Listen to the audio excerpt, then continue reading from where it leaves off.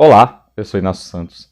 Este é o Fator X, o nosso canal sobre X-Men, e hoje trazendo até vocês X-Men 54 da Panini. Essa edição aqui que a gente vai resenhar e depois fazer o resumo completo nesse mesmo vídeo aqui. Por isso, se você está gostando desse formato, já vai curtindo o vídeo, se inscrevendo se ainda não é inscrito, ativando o sininho para receber as nossas notificações. Aproveitar e conferir aqui na descrição as nossas redes sociais, os nossos grupos de WhatsApp e Facebook, como adquirir essa revista pela Amazon, porque você adquirindo por aqui, você ajuda o canal, e as outras revistas que eu também coloquei aqui, lançamentos dos X-Men, Omnibus, outras edições especiais, outras coleções, e essa mesma revista, números futuros, números anteriores, tudo isso você encontra aqui, ajuda a gente ao comprar por aqui, e você pode também fazer uma doação para o Pix, que também está aqui na descrição, ou através desse QR Code que eu vou deixar aqui na tela. Agora eu vou fazer a primeira parte do vídeo, o nosso review sem spoilers. Na minutagem, se você desejar, você pode pular ele ou então pular a próxima parte, que é o resumo completo de tudo que tem nessa edição, se você não quiser spoiler ou não tiver lido a revista ainda. X-Men 54, review sem spoilers. E o nosso review sem spoilers já começa com uma notícia ruim. Comparei aqui, e infelizmente já comparei com a número 53, última que ganhou vídeo no canal. A partir do número 54, o preço já subiu. O preço do ano novo aqui, o preço das revistas esse ano é R$ 31,90. E o número de páginas diminuiu, né? Aqui a gente tem 112 páginas nas duas edições, né? Chegou a ter 162, 146, mas em média a gente tinha 5, às vezes 6 revistas do formato original americano encadernado aqui dentro. Agora caiu já, há alguns números que caiu, tá? Mas o número 53, ele tinha aí 7, 8, aí tinha 4 edições, 112 páginas, né, R$ 26,90. Agora o preço novo R$ 31,90, também 112 páginas, 4 edições com 2 historinhas curtas. Então, inclusive, X-Men 54 da Panini, ela reúne no seu interior X-Men de 2021, número 9, os X-Men eleitos, aí os X-Men do Jerry Dungan, e Knights of X, números 3 a 5, né, 3, 4 e 5. Os Cavaleiros de X, a revista que sucedeu o título do Excalibur e que vai dar origem a um título novo na nova fase que está começando, né? Essas duas, tá, gente, já são consideradas parte da Sina de X. Próxima fase dos X-Men que vem depois do Reinado de X, apesar disso não estar escrito na capa, isso vai estar escrito a partir do número 55. O que a gente tem aqui? Aqui de história, né, de conteúdo. A primeira história dos X-Men do Dungan, que alcança o momento da conclusão de Inferno 2021, a saga do Jonathan Hickman, onde ele se despediu dos mutantes, do novo status quo que ele mesmo construiu, né? Então ele se afastou disso, provavelmente ele vai voltar no futuro, mas ele não escreve mais títulos mutantes.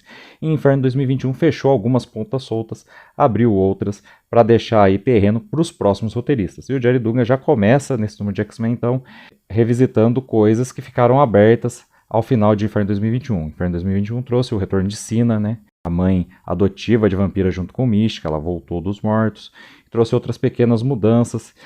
Já tinham colonizado antes disso Marte e chamado de Araco, porque a ilha Araco, a outra metade, que junto com Krakoa formava a ilha Okara no passado, na época de Apocalipse, na época de Ensabanur, agora está em Marte. Isso já estava desde antes de Inferno, mas a gente vai ver também mudanças acontecendo lá, porque vai vir um novo título na Sina de X, que é X-Men Red, que se passa todo em Araco.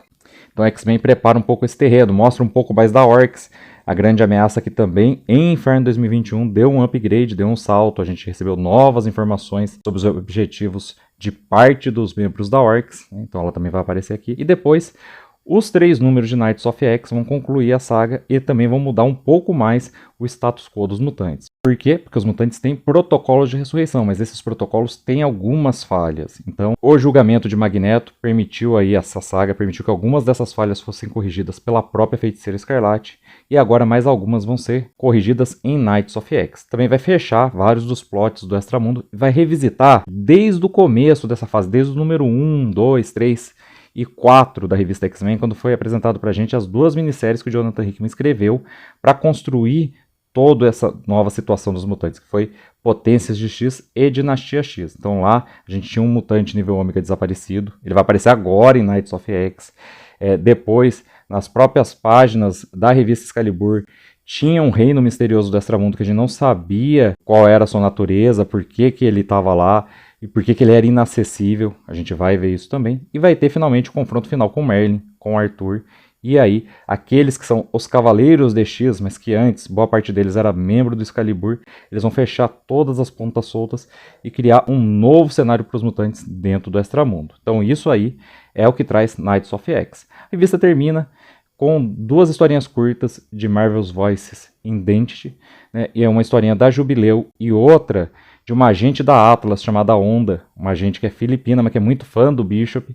Então vai ter ali uma participação interessante do nosso mutante, aí, do membro ali dos Capitães de Guerra de Krakoa. E no caso da história do Jubileu vai revisitar suas origens, vai mostrar um pouco do que a gente ainda não sabia sobre essa mutante que entrou para os X-Men já órfã. E é uma história bem legal, curtinha, mas bem tocante, ali, bem emocional, né? A da Onda já é uma história um pouco mais com ação e também tem, né, claro, uma edição da linha Marvel Voices, então vai ter um pouco da questão da identidade, ela como filipina, sua cultura, ela sendo fã do Bishop e tudo mais, mas é uma historinha mais um confronto com um final legal. X-Men 2021 número 9, resumo completo.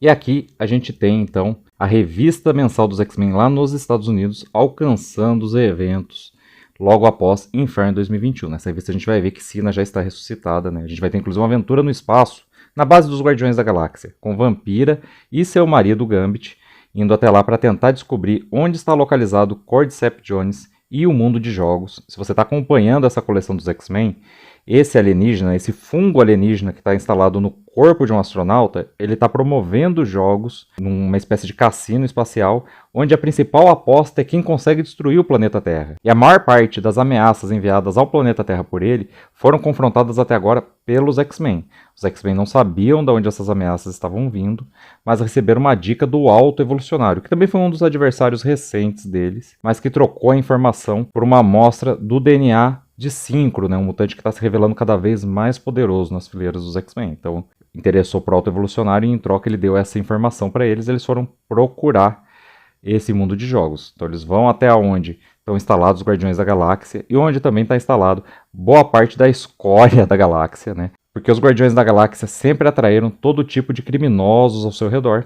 E aí, quando chega lá o casal, quem que eles encontram? Sina, mãe da Vampira e sogra do Gambit, né? Mãe adotiva da Vampira junto com Mística. Então vai ter ali um estresse entre o genro e a sogra, né? Uma coisa meio engraçada, meio divertida, mas a gente vê que os dois não se suportam muito. E a Sina desde o começo falou, ó, já viu o futuro, vocês não vão conseguir informação nenhuma aqui, eles não conseguem mesmo. Mas serve pra gente ter certeza que a partir de agora a revista X-Men tá logo depois dos eventos de Inferno 2021, porque Sina está viva. A gente vê um pouco da Orcs, né? Principalmente do núcleo diretor da Orcs ali. Então, Nirod, Karima, Chapandar, que a gente também descobriu em Inferno 2021, que são 2 máquinas que não ligam para humanos, mas os seus parceiros na direção da equipe não sabem disso ainda, né?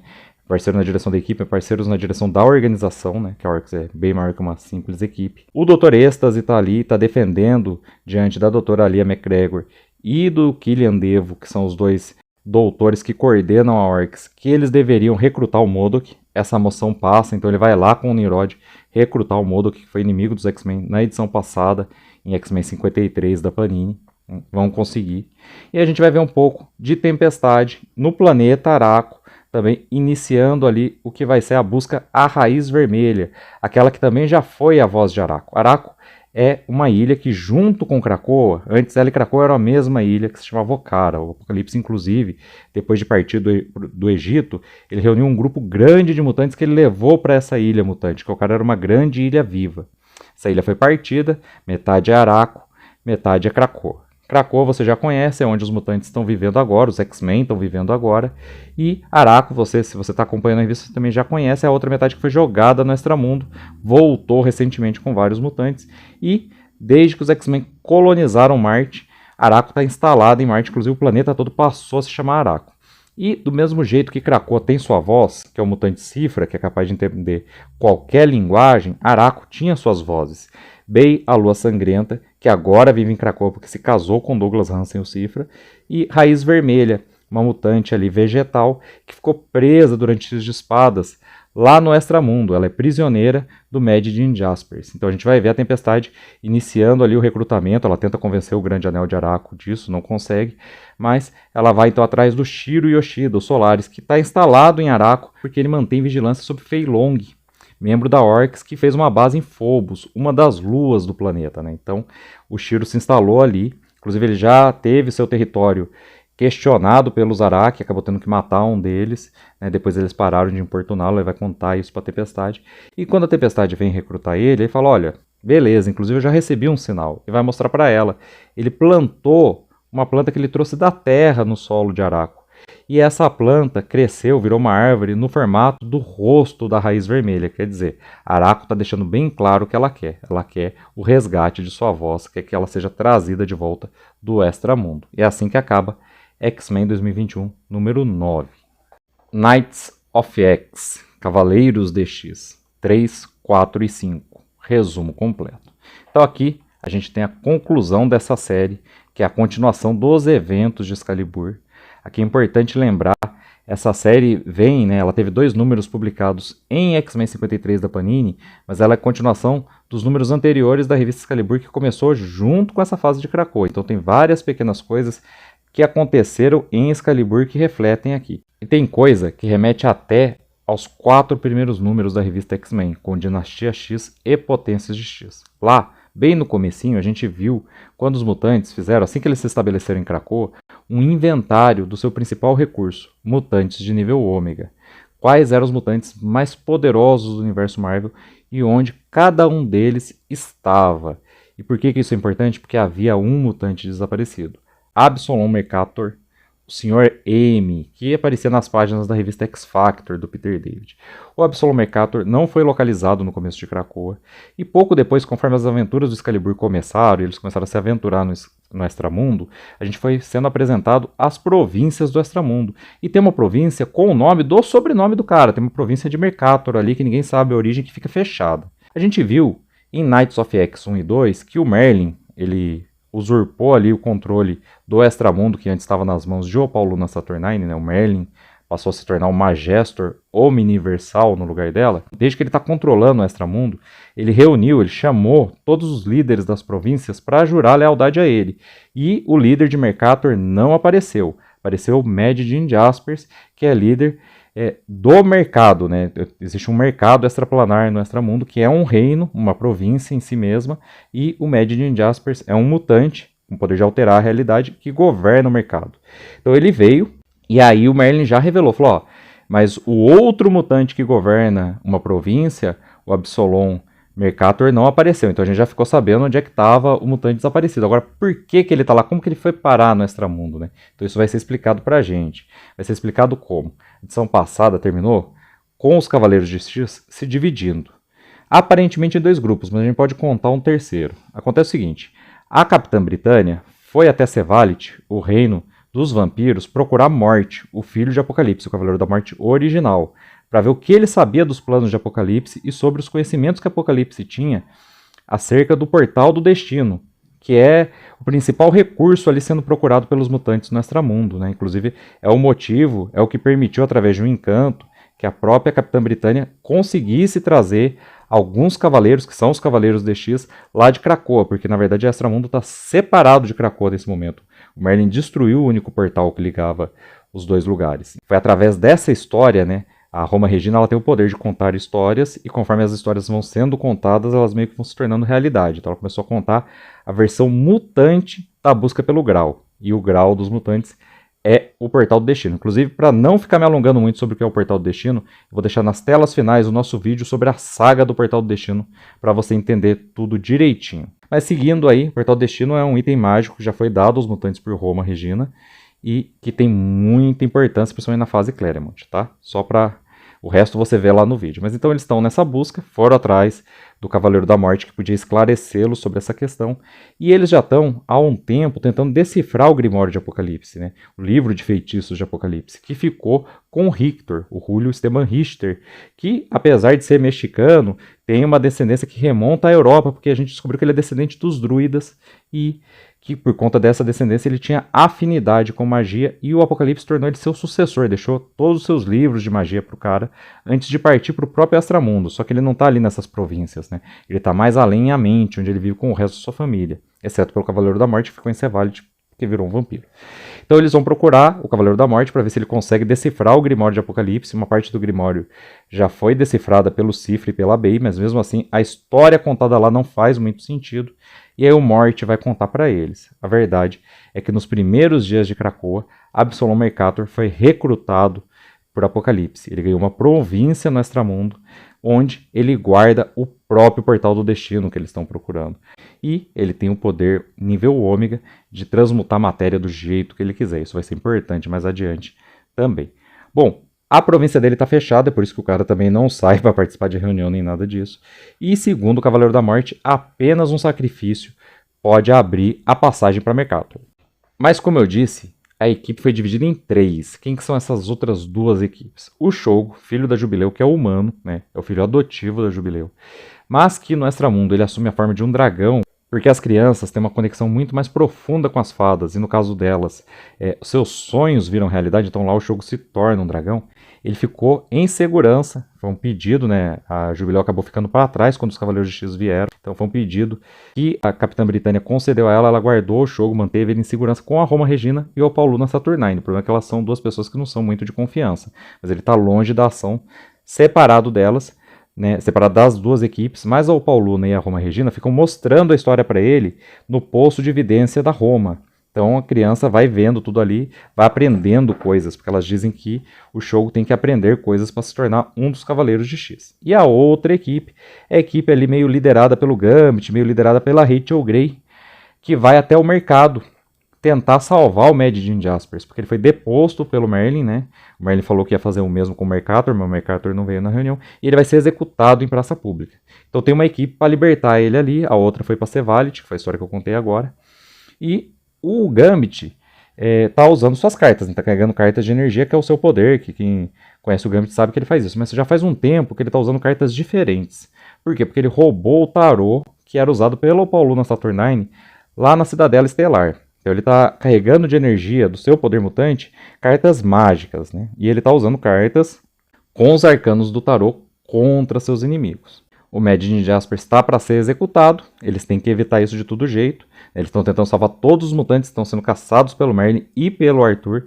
Todo esse ódio, eu expliquei na edição passada, mas todo esse ódio do Arthur e do Merlin é porque o Mordred, filho do Arthur que tentou destronar ele, é um mutante. Inclusive eles conseguiram fazer ele passar pelos protocolos de ressurreição e ele tá junto, ele é um dos Cavaleiros de X, ele tá na equipe da Capitã Britânia que foi até Sevalit. Ele tem um poder muito estranho, gente. Ele atrai violência para si. Todas as pessoas ficam irritadas com ele. Bem difícil conviver com o cara, inclusive. Né? E isso acaba sendo útil porque ele distrai os inimigos e às vezes também, a hora que eles chegarem ali para tentar salvar o Mad Jim Jaspers, ele vai vir junto, ele vai atrair até aqueles que eram os aliados para bater nele, mas vai tirar os caras do perigo, porque os populares vão tentar linchar ele e tudo mais, então o poder dele tem essa utilidade. É meio ridículo mesmo. Mas bom, seguindo adiante, então junta as 2 equipes nesse momento para tentar salvar o Mad Jim Jaspers. A Rachel Grey encontra lá no mercado, né, nessa província do Extramundo, onde fica o mercado do Mad Jim Jaspers, pessoas que a reconhecem como a Madre Ascani, foi uma identidade que ela teve no século 37, muito no futuro, né, foi onde ela foi transportada acidentalmente lá, ela recepcionou o jovem bebê Nathan Christopher Summers, que depois voltaria como adulto Cable. Foi ela que fez tudo isso como Ascani. Só que isso ficou para trás, porque aquele futuro deixou de existir. Mesmo assim, o Extramundo é o nexo de todas as realidades. E ela é reconhecida por algumas pessoas porque as histórias dos Ascani atravessaram o universo, atravessaram o contínuo espaço-temporal. E todo mundo conhece a história dos Ascani no Extramundo, que é o nexo de todas as realidades. Isso vai ser importante, porque mesmo não tendo se tornado mais a Madre Ascani, ela ainda guarda alguns poderes por ter atravessado o fluxo temporal. E ela vai ser lembrada disso, vai inclusive adotar esse codinome no final da história. Mas aí eles estão tentando impedir a morte do Mad Jim Jaspers, conseguem até libertar ele, só que o Merlin chega, e o Merlin é poderoso demais para eles enfrentarem, mesmo com todos os cavaleiros juntos, né? Veio o pessoal de Sevalit e tudo mais.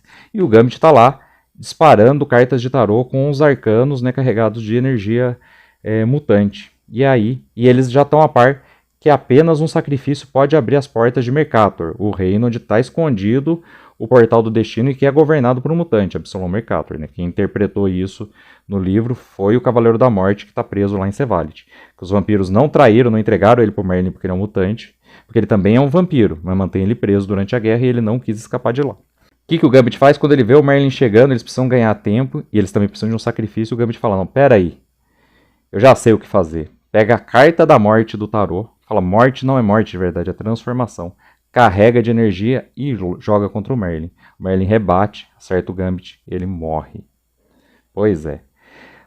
Em outras circunstâncias, ele passaria pelos protocolos de ressurreição, mas existe um problema. Quem morre no extramundo danifica o seu backup, porque na hora que o cérebro, o supercomputador que o professor X usa para copiar a mente dos mutantes, vai copiar a mente de um mutante que morreu no extramundo, como ele é o nexo de todas as realidades, o protocolo de ressurreição acaba criando um corpo, mas quando vai receber a mente, é uma mente praticamente em branco, né? Santo Vacarro, o Pedreira já passou pelos protocolos de ressurreição e não voltou normal, Gorgon também não voltou normal, no caso do Gambit ali. Só que o sacrifício dele faz eles deduzirem que deve ser possível chegar até Mercator. Então eles resolvem abrir um portal e dá certo. Eles conseguem entrar no reino que até então estava trancado e onde está escondido o portal do destino. Assim que eles partem para lá, o Arthur estava chegando com as suas tropas, o Merlin também. O Arthur se arrisca e atravessa o portal também para perseguir os Cavaleiros de X. Do outro lado do portal, aparentemente, o Arthur encontra sua morte diante do Absolom Mercator, inclusive que afunda ele numa lama lá, que é a lama dos seus pecados, e fala, você é um homem maligno, Arthur, apesar de tudo que dizem sobre você. E empurra ele lama abaixo.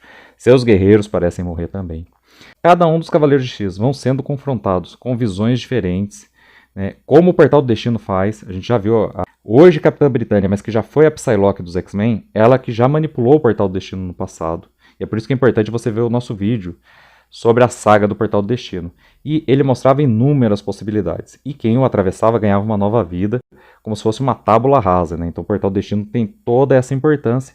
E todo mundo começa a passar por essas coisas ao atravessar o Portal do Destino. Ver versões de si mesmo, ver seus piores inimigos, ver desafios a ser superados, ver seu passado, coisas no passado, tudo que tem a ver com você se transformar numa nova pessoa, como ele fazia quando esteve em posse dos X-Men.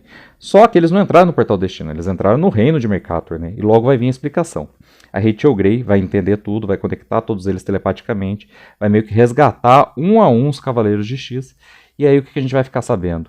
Que o Absolom Mercator, quando ele ficou com o Portal do Destino e com a província do Extramundo, que ele chama pelo nome dele agora de Mercator, ele fundiu os dois. Ele tem o poder de alterar matéria, ele tornou todo aquele reino o Portal do Destino. É por isso que todo mundo está sendo confrontado com as suas verdades. E aí ele vai dizer, o Gambit também. O Gambit, apesar de ter vindo morto, também tem o lugar dele aqui no Portal do Destino, né?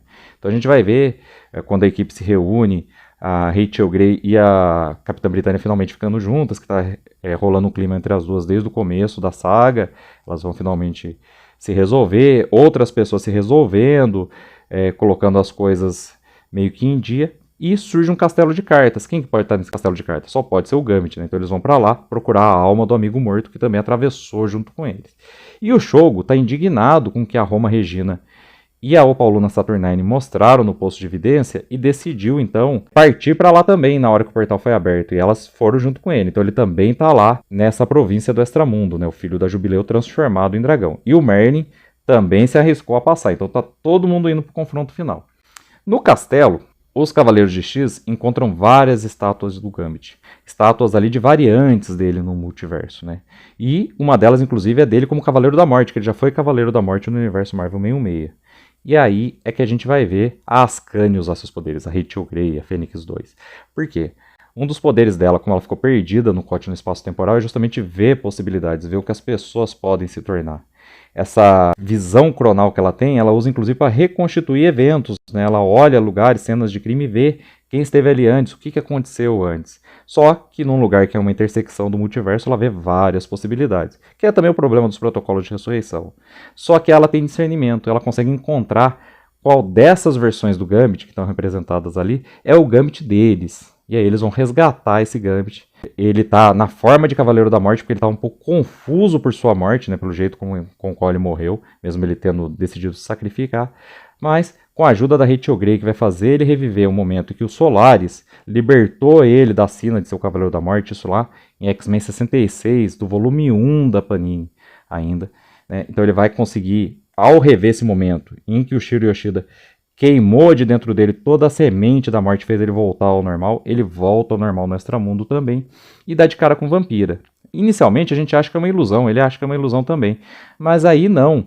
É um problema da Tini Howard, a roteirista. Ela tem umas soluções muito rápidas, ela constrói uma história muito interessante, mas de repente ela dá uma reviravolta. Então ela vai contar pra gente o quê? É assim que resolveu o problema do Gambit, ficou tudo certo, e o Portal do Destino voltou a funcionar como eles esperavam que ele funcionasse. Então ele tá aberto e os mutantes podem vir de Krakoa de novo pro Extramundo, né? Mas isso tudo é só contado, e aquela vampira não é uma ilusão, é uma vampira real que surgiu ali para parar o Gambit, e a gente vê, chegou um exército de Krakoa, Wolverine, Fanático, Legião, e tá todo mundo lutando contra as tropas do Merlin. E de novo, as soluções rápidas dela, que pese que o que é importante para a história, ela conta direitinho, pedaço a pedaço, viu, gente?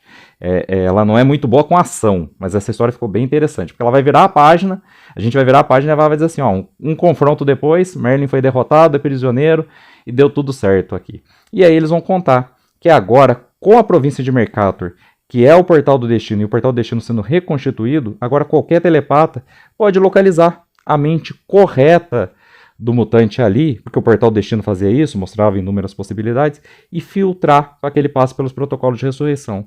Agora, não é mais perigoso morrer no Extramundo. E, é claro, isso precisa de orientação, e a Ascani, que redescobriu seus poderes ali, né, os mesmos poderes que ela usava para ver os eventos, a linha cronológica, agora ela consegue usar para ver várias linhas cronológicas, né, Rachel Grey, então, a partir desse momento, ela também pode orientar esses processos de resgate da mente do mutante, então os protocolos de ressurreição deram mais um upgrade. Na visita ao plano dimensional que se tornou o Portal do Destino, essa província do Extramundo, Mordred confronta seu pai que não morreu quando o Mercator o afundou, Absalom Mercator o afundou na lama, como eu havia descrito para vocês. Ele apenas foi para um outro lugar e se manifesta no castelo de cartas, onde está ali a alma do Gambit, e Mordred e Arthur vão se entender a partir disso. Isso é importante da gente registrar aqui. No caso da Ascani, Rachel Grey, né, ela adota definitivamente esse codinome, e com sua relação com o fluxo cronológico, né, e a sua telepatia, essa reestruturação coronal que ela já era capaz de fazer. O que é essa reestruturação? Ela é capaz de olhar os eventos, né, olhar um lugar e ver os eventos que antes aconteceram ali.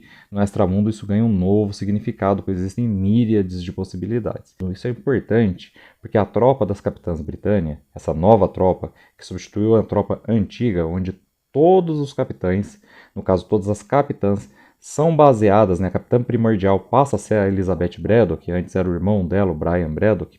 Então essa nova tropa, ela era dependente, como suas antecessoras foram, de Opauluna Saturnine, ou de qualquer um que fosse a Magistrix ou o Magestor Omniversal, fosse Roma, fosse o próprio Merlin, né?